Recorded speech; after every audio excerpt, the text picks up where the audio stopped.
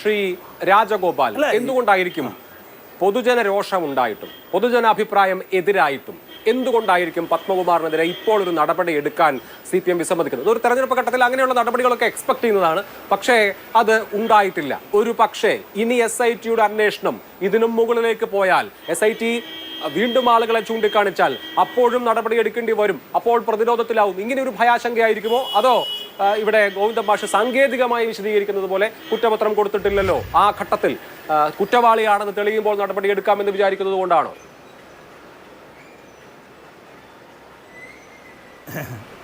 അഭിലാഷേ, അത് ഗോവിന്ദൻ മാഷ് കൃത്യമായിട്ട് പറയുന്നുണ്ടത് കേട്ടോ. ആദ്യം പറഞ്ഞു പിന്നെ കുറ്റപത്രം കൊടുക്കട്ടെ, കുറ്റവാളിയാന്ന് തെളിയട്ടെ, കോടതി തെളിയിക്കട്ടെ എന്നൊക്കെ പറഞ്ഞെങ്കിലും ഇന്ന് പത്തനംതിട്ട കമ്മിറ്റി കഴിഞ്ഞ ശേഷം അദ്ദേഹം എന്താണ് പറഞ്ഞത്? അദ്ദേഹം പറഞ്ഞത് പാർട്ടി ചുമതല ഏൽപ്പിച്ചിട്ടുള്ള ആളുകൾ, അങ്ങനെയാണ് വളരെ കൃത്യമായിട്ട് പറയുന്നുണ്ട്. അതിനാൽ പാർട്ടി ചുമതല ഏൽപ്പിച്ചിട്ടുള്ള ആളുകൾ പാർട്ടി നയങ്ങൾക്ക് വിരുദ്ധമായി എന്തെങ്കിലും ചെയ്തിട്ടുണ്ടെങ്കിൽ അവരെ ആരെയും പാർട്ടിയിൽ വെച്ച് ഉറപ്പിക്കുകയില്ല, അങ്ങനെയാണ് അദ്ദേഹം പറയുന്നത്. ഇപ്പോൾ കൃത്യമായിട്ട് മെസ്സേജ് വരുന്നുണ്ട്. ഇപ്പോൾ പാർട്ടി ചുമതല ഏൽപ്പിച്ച ആളാരാണ് ഇവിടെ? വാസുവല്ലല്ലോ, വാസുവല്ല പത്മകുമാർ തന്നെയാണ്. പത്മകുമാറിൻ്റെ കാര്യം തന്നെയാണ് അദ്ദേഹം സൂചിപ്പിക്കുന്നത്. പിന്നെ അത് എപ്പോൾ നടപടിയെടുക്കുമെന്നുള്ളതാണ്. എപ്പോൾ നടപടിയെടുക്കുമെന്നുള്ള കാര്യത്തിൽ കുറച്ച് താമസം വന്നേക്കും. എന്തായാലും പാർട്ടിക്കത് ബോധ്യപ്പെട്ടിരിക്കുന്നു. പത്മകുമാർ തെറ്റുകാരനാണെന്നുള്ളത്, അല്ലെങ്കിൽ പാർട്ടി നയങ്ങൾക്കനുസരിച്ചല്ല പ്രവർത്തിച്ചതെന്ന് പാർട്ടി സെക്രട്ടറിക്ക് ബോധ്യമായിട്ടുണ്ട്. അത് തന്നെയാണ് അദ്ദേഹം സൂചിപ്പിച്ചത്. പിന്നെ ഇന്ന് ചേർന്നത് കമ്മിറ്റി, ജയചന്ദ്രൻ പറഞ്ഞില്ല, അദ്ദേഹം ഒരു പ്രവർത്തകനായിരുന്നു. എങ്ങനെ നടപടി എടുക്കണം തുടങ്ങിയ കാര്യങ്ങൾക്കൊക്കെ വ്യവസ്ഥാപിതമായ രീതികളുണ്ടാവും. പക്ഷേ ഇപ്പോഴത്തെ ഒരു സമയത്ത് പത്മകുമാർ അഴിയെണ്ണുന്നു, ഒരു തദ്ദേശ തെരഞ്ഞെടുപ്പ് നടക്കുകയാണ്. അപ്പോൾ പരമാവധി അതിൽ നിന്ന് അകലം പാലിക്കുക, എത്രയും പെട്ടെന്നെങ്കിൽ എത്രയും പെട്ടെന്ന് എന്ന സമീപനമല്ലേ സാധാരണഗതിയിൽ എടുക്കൂ. അതെ, അതിനകത്തിലെ രണ്ട് പ്രശ്നങ്ങളുണ്ട് ഇതിനകത്തിൽ. പത്മകുമാറിൻ്റെ കാര്യത്തിൽ, പത്മകുമാർ പത്തനംതിട്ട ജില്ലയിലെ, പ്രത്യേകിച്ച് മധ്യ തിരുവിതാംകൂറിലെ പാർട്ടിയുടെ ഏറ്റവും സീനിയർ മോസ്റ്റ് നേതാവാണ്. അദ്ദേഹത്തിന് 68 വയസ്സ്, 69 വയസ്സുണ്ട്. അതായത് ഗോവിന്ദൻ മാഷുമായിട്ട് ഏതാണ്ട് 3-4 വയസ്സിൻ്റെ വ്യത്യാസമേ ഉള്ളൂ ഇവർ തമ്മിൽ. പാർട്ടിയിലെ പ്രവർത്തന പാരമ്പര്യവും തന്നെയാണ്. ഒരു പക്ഷെങ്കിൽ ഗോവിന്ദൻ മാഷ് അവിടെ കണ്ണൂർ ജില്ലയിൽ എന്തായിരുന്നോ അതേ ഒരു പ്രവർത്തന പാരമ്പര്യം പത്മകുമാറിന് പത്തനംതിട്ടയിലുണ്ട്, അല്ലെങ്കിൽ മധ്യ തിരുവിതാംകൂറിലുണ്ട്. അപ്പോൾ അങ്ങനെയുള്ള പ്രശ്നങ്ങളൊന്നും പാർട്ടി പരിഗണിക്കേണ്ടി വരും. ഗോവിന്ദൻ മാഷ് പറഞ്ഞല്ലേ, കൃത്യമായ പ്രവർത്തനങ്ങൾ കൊണ്ടും അല്ലെങ്കിൽ പാർട്ടിയുടെ നയങ്ങൾക്കനുസരിച്ച് പ്രവർത്തിച്ചതുകൊണ്ടുകൂടെ അദ്ദേഹം പോളിറ്റ് ബ്യൂറോയിൽ വരെ എത്തി. പത്മകുമാറും ഒരു പക്ഷെങ്കിൽ അത്തരത്തിലുള്ള പ്രവർത്തനങ്ങളിലൊക്കെ ഏർപ്പെട്ടിരുന്നു എങ്കിൽ അദ്ദേഹത്തിന് പോളിറ്റ് ബ്യൂറോ വരെ വരാൻ പറ്റിയില്ലെങ്കിലും പാർട്ടിയുടെ സമുന്നതമായ പദവികളിലൊക്കെ എത്താമായിരുന്ന വലിയ നേതാവാണ് പത്മകുമാർ. എനിക്ക് തോന്നുന്നത് അതായിരിക്കും.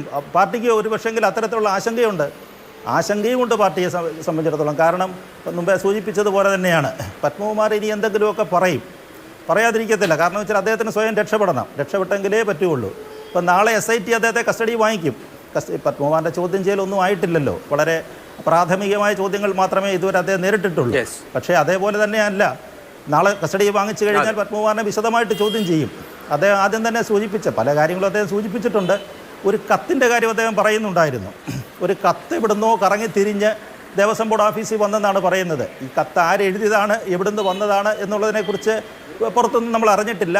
പത്രവാർത്തകളോ ചാനൽ വാർത്തകളോ മാത്രമേ നമുക്കറിവുള്ളൂ. ഈ കത്താണ് ഇപ്പോൾ പ്രശ്നമാകാൻ പോകുന്നതെന്ന് എനിക്ക് തോന്നുന്നു. ഒരു പക്ഷെങ്കിൽ പത്മകുമാർ നാളെ പറയുമായിരിക്കാം. SITയുടെ വെളിപ്പെടുത്താതിരിക്കാൻ ഒക്കത്തില്ലല്ലോ. ഈ കത്ത്, ഇങ്ങനൊരു കത്തുണ്ടോ, അല്ലെ ആ കത്ത് എവിടെ നിന്ന് വന്നു, ഏത് മന്ത്രി ഓഫീസിൽ നിന്ന് വന്നു, ഇനി മന്ത്രി ഓഫീസിലല്ല തിരുവനന്തപുരത്തെ മറ്റേതെങ്കിലും വിലാസത്തിൽ നിന്നാണോ ഈ കത്ത് വന്നത്? അത്തരം കാര്യങ്ങളൊക്കെ പത്മകുമാർ തുറന്നു പറയുന്ന കാര്യത്തിൽ പത്മകുമാർ ഒരു മടിയുമില്ല. അത്തരം കാര്യങ്ങൾ അതാണ് അദ്ദേഹത്തിൻ്റെ ഒരു പാരമ്പര്യവും അത് തന്നെയാണ്. ഇല്ലെങ്കിൽ പറഞ്ഞില്ലേ, നേരത്തെ ഞാൻ പറഞ്ഞതുപോലെ സീനിയോറിറ്റി പ്രകാരം 1995 DYFIയുടെ അഖിലേന്ത്യാ പ്രസിഡൻ്റ് ആകേണ്ട ആളാണ് പത്മകുമാർ. ആലോചിച്ച് നോക്കുക, അദ്ദേഹത്തിൻ്റെ സീനിയോറിറ്റി ഒന്ന് ആലോചിച്ച് നോക്കി. പക്ഷേ അതിനിടയ്ക്കാണ് ഒരു സൊസൈറ്റിയുമായിട്ട് ബന്ധപ്പെട്ട ആരോപണങ്ങളും കേസുകളും ഒക്കെ വന്നതുകൊണ്ടാണ്. അതുകൊണ്ടാണ് വിജയരാഘവന്, പാലക്കാട്ടു നിന്നുള്ള വിജയരാഘവന് സ്ഥാനം കിട്ടിയത്. അപ്പോൾ അത്ര വളരെ സീനിയോറിറ്റി ഉണ്ട്. അതുപോലെ രാജു എബ്രാഹിമിനെ നോക്കുക, പാർട്ടി സെക്രട്ടറി 4-5 തവണ അവിടെ നിന്ന് MLA ആയെങ്കിലും പത്മകുമാറിൻ്റെ സീനിയോറിറ്റി വെച്ച് നോക്കുമ്പോൾ രാജു എബ്രാഹിം അതിൽ താഴെയാണ്. അതുപോലെ ഒരു മന്ത്രിയുണ്ടല്ലോ, പത്തനംതിട്ടയിൽ ഒരു മന്ത്രിയുണ്ട്. ആ മന്ത്രി ഒരു പക്ഷേങ്കിൽ പത്മകുമാർ SFIയിലും DYFIയിലും ഒക്കെ പ്രവർത്തിക്കുന്ന കാലത്ത് അവരെ ജനിച്ചിട്ടുണ്ടോയെന്ന് പോലും, എനിക്ക് അവരുടെ ബയോഡേറ്റ കൃത്യമായിട്ട് കിട്ടുന്നില്ല. അപ്പോൾ ജനിച്ചിട്ടുണ്ടോയെന്ന് പോലും കാര്യം സംശയമാണ്. അപ്പോൾ അത്ര പാരമ്പര്യവും സീനിയോറിറ്റിയുള്ളൊരു നേതാവാണ് അദ്ദേഹം. അപ്പോൾ അദ്ദേഹത്തെ തൊടുമ്പോൾ പത്മകുമാറിനോട് താല്പര്യമുള്ള ധാരാളം പ്രവർത്തകരുണ്ട് അവിടെ.